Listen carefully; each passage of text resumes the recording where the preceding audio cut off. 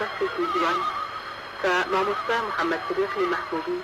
شاعری تاقانەی کورد لە کنەوە بۆی ناردن ئەگۆڕێت. ئەو پارچە هەڵبەستە ناوی بارگای شێر.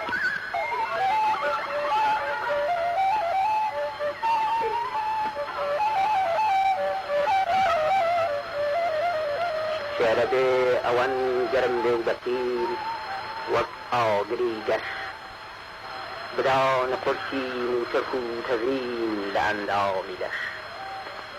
وەک فوی ڕۆحی خوا گیان وەبەردێنێ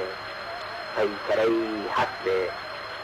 ئیلهام بزوێنی دڵی نەدوێنی ئاڵۆز و پەک بێ چەشمی کەبوزمی گیان بێ لە نێو دڵ هەر بێت و بڕوا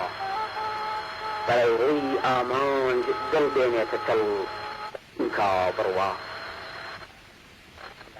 خەباتە وەک بەرچاوەی تاو نشتی بفرشێ دڵۆفی گەرمی فرشینگی لە ناو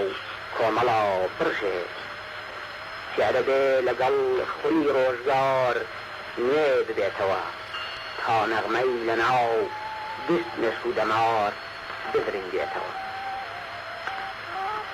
ببێتە تارای بووکی شەرمینی ڕازاوەی ئاوات بووکێ سەزاوای دڵپڕئەوینی بەختیارەکە نێنگە و زیاری تەرزی ژیانی گەل و گرۆ بێ لە مێژوی ژینا بۆ دوارۆژ کانی وەڵامی بۆ بێ مەبەست و واتای کورد بێ یا درێژ بەرز بێ جوان بێ وەک ئاوی کانی خیزەڵانی لێش ڕون و ڕەوان بێ ئەنجا